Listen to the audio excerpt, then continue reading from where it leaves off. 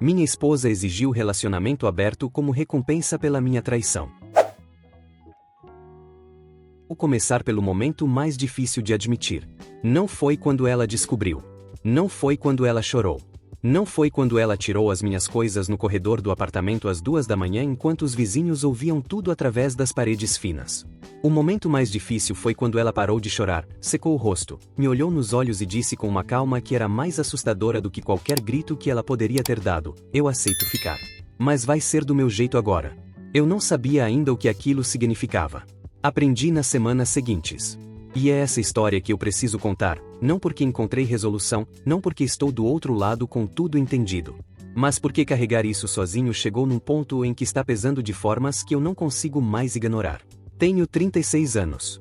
Sou arquiteto, trabalho num escritório de médio porte aqui em Porto Alegre, projeto principalmente residências e pequenos comerciais. É um trabalho que eu escolhi porque gosto de verdade e que tem a vantagem de me dar alguma autonomia de horário, o que nessa história foi parte do problema. Autonomia de horário é uma coisa perigosa quando você não está bem. Minha esposa se chama Renata. Tem 33 anos, é enfermeira, trabalha num hospital público em turnos rotativos que a consomem de formas que eu nunca entendi completamente até ter tentado acompanhar a rotina dela por uma semana e desistido no terceiro dia. A gente se conheceu há 7 anos numa situação que eu sempre achei que dizia algo sobre nós dois. Ela estava saindo de um plantão de 12 horas e eu estava saindo de uma reunião de cliente que havia durado o dobro do que deveria. A gente se encontrou num bar que ficava entre o hospital e o escritório do cliente, nos dois casos para tomar uma cerveja sozinho antes de encarar o caminho de volta. Ficamos os dois sozinhos num boteco às 7 da tarde de uma quinta-feira como dois sobreviventes de guerras diferentes. Conversamos por 3 horas. Ela era engraçada do jeito certo, direta sem ser agressiva, e tinha uma capacidade de ouvir que eu percebi naquela noite e que levaria anos para entender completamente. Namoramos por 2 anos antes de casar. Compramos um apartamento. Construímos uma vida que eu descreveria como boa, não perfeita, mas boa de verdade. Não temos filhos. Decisão que tomamos juntos no começo, revisamos algumas vezes, e chegamos sempre na mesma conclusão. Os primeiros 4 anos de casamento foram o que eu chamaria de normais no melhor sentido. Tinha as dificuldades de qualquer casal, as brigas sobre dinheiro e sobre tempo e sobre aquelas pequenas irritações que surgem quando você divide espaço com alguém. Mas havia uma base real. O 5º ano foi quando eu cometi o erro que deu origem a tudo que veio depois. Não vou romantizar o que fiz nem vou tentar criar um contexto que sirva de desculpa. Fui direto ao ponto quando precisei ser direto, e esse é um dos momentos onde preciso ser. Eu me envolvi com uma colega de trabalho. Não foi planejado, não foi uma decisão fria e calculada. Foi uma série de escolhas pequenas e graduais que foram na direção errada durante uns 4 meses até que virou uma coisa concreta que eu não tinha mais como chamar de outra coisa. Ela se chamava Carla. Trabalhava num escritório parceiro, a gente cruzava em projetos colaborativos com certa frequência. Havia uma facilidade de conversa entre nós que eu havia mal interpretado por muito tempo antes de parar de mal interpretar. Durou 4 meses. Eu terminei. Não porque havia sido descoberto, não porque havia me arrependido de forma súbita. Mas porque havia chegado num ponto onde olhar para Renata dormindo ao meu lado e saber o que eu estava fazendo havia se tornado insuportável de um jeito que eu não conseguia mais ignorar. Terminei com a Carla numa quinta-feira. Voltei para casa naquela noite com uma resolução de que aquilo havia acabado e que eu ia ser o marido que a Renata merecia a partir dali. Na sexta-feira seguinte a Renata encontrou mensagens no celular que eu havia esquecido de apagar. Não foi uma cena de filme. Não foi grito imediato, não foi objeto arremessado, não foi nada do que eu havia imaginado nos cenários de pesadelo que eu havia construído na minha cabeça durante aqueles 4 meses. Ela ficou sentada na cama com o celular na mão me olhando. Ficou assim por um tempo que eu não sei quanto foi, mas que pareceu longo. Depois colocou o celular na cama, levantou, foi para a cozinha e fez café. Eu fiquei parado no quarto sem saber o que fazer. Ela voltou com 2 copos. Me deu um. Sentou na cadeira da escrivaninha, eu me sentei na cama, e ela disse: "Me conta." Então eu contei. Tudo. Do começo ao fim. Sem omitir nada relevante e sem acrescentar nada que não fosse verdade. Porque havia algo na forma como ela havia pedido que tornava impossível fazer diferente. Ela ouviu tudo sem interromper. Quando eu terminei, ficou em silêncio por um tempo que também pareceu longo. E então disse: "Eu preciso de alguns dias para pensar." Saiu do apartamento naquela tarde. Foi para casa da irmã dela, imagino, mas não perguntei na hora e ela não disse. Passei o fim de semana sozinho no apartamento num estado que não consigo descrever de outra forma senão como o estado de quem fez algo irreparável e está esperando a sentença sem saber qual vai ser. Na segunda-feira de manhã ela voltou. Eu estava tomando café quando a chave girou na fechadura. Ela entrou com a expressão de quem havia dormido pouco e pensado muito. Colocou a bolsa na cadeira do corredor, veio até a cozinha, serviu um café, e sentou na mesma cadeira da noite da conversa. Disse: eu decidi que quero ficar. Eu senti um alívio que foi imediato e físico antes que ela completasse a frase. Disse: mas vai ser diferente agora. E então ela me explicou o que diferente significava. Ela havia pensado sobre o que eu havia feito. Sobre o que aquilo dizia sobre o que estava faltando, sobre o que ela havia ou não havia oferecido, sobre o que ela precisava agora que sabia que o casamento havia passado por algo que ela não havia sabido que estava passando.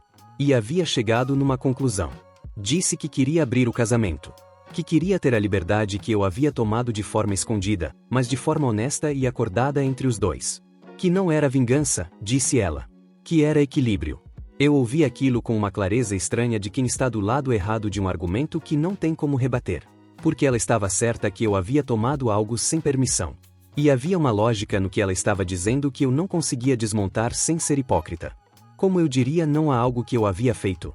Fiquei em silêncio por um tempo. E então disse que entendia. Que aceitava. Disse isso do lugar de quem não acredita que tem o direito de dizer não. Essa foi a decisão mais importante que tomei nessa história. E foi a mais errada. Não porque relacionamento aberto seja errado em si. Mas porque eu havia aceitado não por querer, não por acreditar que aquilo era certo para mim, mas porque me sentia em dívida demais para dizer não. Culpa não é uma base para tomar decisão sobre como você quer viver. Aprendi isso da forma mais cara possível. As primeiras semanas foram de uma tensão que eu tentava interpretar como adaptação normal ao que havia sido combinado. Renata não saiu com ninguém naquele período. Eu também não tentei. Ficamos os dois em casa, numa convivência que era superficialmente normal e internamente muito diferente de qualquer coisa que havia sido antes. Havia uma coisa específica que eu notei naquele período e que ficou comigo. Renata estava diferente. Não de forma hostil, não com raiva ativa. Mas havia uma distância nova que ela havia instalado que eu sentia em cada conversa. Como se ela estivesse presente mas com uma parte de si em outro lugar, avaliando, calculando algo que eu não tinha acesso. Eu atribuía ao processo de recuperar a confiança. Fazia sentido que ela precisasse de espaço interno para processar o que havia acontecido. Mas havia algo naquela distância que era diferente do que eu esperaria de alguém que havia decidido ficar e estava tentando reconstruir. Era mais parecido com alguém que havia tomado uma decisão e estava aguardando o momento certo de executá-la. 6 semanas depois do acordo ela me disse que havia marcado um encontro com um homem. Me disse com aquela calma nova que ela havia adotado desde a segunda-feira da volta. Um nome que eu não reconhecia, um lugar que ela havia escolhido, um horário de volta. Eu disse que estava bem. Fui trabalhar até tarde naquela noite em projetos que não tinham prazo urgente porque precisava de algo que me ocupasse completamente. Esse virou o padrão dos meses seguintes. Ela saía, me contava, eu dizia que estava bem. Mas não estava. E havia uma dimensão específica do que eu estava sentindo que era mais complicada do que ciúme comum. Havia uma camada de culpa em cima de tudo que tornava impossível reclamar. Cada vez que eu sentia algo difícil havia uma voz dentro de mim que dizia que eu havia perdido o direito de sentir aquilo quando havia feito o que havia feito. Essa voz foi a coisa mais destrutiva de todo aquele período. Não falei com ninguém sobre o que estava acontecendo. Não podia falar sobre o acordo sem revelar o que havia levado a ele, e revelar o que havia levado a ele significava expor a Renata a julgamentos que eu não queria trazer para a vida dela. Então fiquei com tudo dentro de mim. E fui ficando num estado que eu só consigo descrever agora, com distância, como o estado de quem está se afundando devagar e convenceu a si mesmo de que afundar era o que merecia. O 4º mês foi quando aconteceu uma coisa que mudou o tom de tudo. Renata havia saído numa tarde de sábado. Havia me dito antes, como o acordo previa. Havia dito o nome do homem, o lugar, o horário de volta. Eu havia ficado em casa tentando trabalhar num projeto que não estava avançando porque a cabeça não estava cooperando. Ela voltou no horário que havia dito. Estava diferente de uma forma que eu havia aprendido a reconhecer, não de forma que eu conseguia descrever com precisão, mas diferente do cansaço de quem foi a qualquer outro lugar. E então aconteceu algo que eu não havia planejado e que mudou alguma coisa dentro de mim de forma permanente. Ela sentou no sofá do lado de mim, pegou o controle remoto, e enquanto procurava alguma coisa para assistir disse, de passagem, como se fosse uma informação qualquer, você ia gostar dele. É arquiteto também. Ficou olhando para a tela como se não tivesse dito nada de relevante. Eu fiquei com aquela frase na cabeça por um tempo. Não era raiva o que senti. Era algo mais complicado. Era a percepção de que havia uma crueldade pequena naquilo que era cuidadosamente calibrada, que não cruzava nenhuma linha do que havíamos combinado, mas que havia sido colocada ali com uma intenção que eu não conseguia chamar de outra coisa. Você ia gostar dele. Fui pro escritório do apartamento, fechei a porta, e fiquei sentado na cadeira por um longo tempo. E pela primeira vez desde o começo daquilo tudo eu parei de me dizer que merecia o que estava sentindo. Não porque havia esquecido o que havia feito. Não porque havia me absolvido de repente. Mas porque havia uma coisa que eu havia evitado examinar de frente por meses e que aquela frase pequena havia tornado impossível de continuar evitando. O acordo não havia sido proposto para reconstruir o casamento. Havia sido proposto para causar dor específica de uma forma que tinha cobertura moral. Uma forma de fazer o que ela queria fazer enquanto mantinha a posição de parte ferida. Eu havia aceitado por culpa.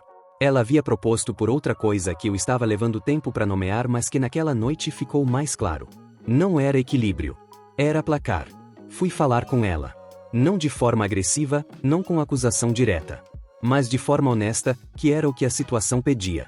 Disse que havia estado pensando sobre o que o acordo havia sido na prática ao longo dos meses. Que havia tentado participar de boa fé. Mas que havia chegado num ponto onde precisava ser honesto sobre o que eu estava percebendo. Disse que havia uma diferença entre um acordo que servia para que os dois ficassem bem e um acordo que servia para que um dos dois sentisse o que o outro havia sentido. Ela ficou quieta quando eu disse isso. Não negou. Não confirmou. Ficou me olhando com aquela calma nova que ela havia adotado. E então disse uma coisa que eu não havia esperado ouvir. Disse que sim. Que havia uma parte daquilo que era sobre me fazer sentir o que ela havia sentido. Que ela sabia que aquilo não era construtivo e que havia tentado convencer a si mesma de que era outra coisa, mas que quando eu havia colocado em palavras ela não conseguia mais fingir que não era isso. Ficamos em silêncio por um tempo depois daquilo. Era a primeira conversa completamente honesta que tínhamos tido desde a sexta-feira da descoberta. E havia algo naquela honestidade que era doloroso e necessário ao mesmo tempo. Eu disse que havia me sentido sem direito de reclamar de qualquer coisa por causa do que havia feito. Que havia deixado a culpa me impedir de dizer o que precisava dizer por meses. Ela disse que sabia. Que havia contado com isso de forma que ela não estava orgulhosa de admitir. Ficamos mais um tempo em silêncio.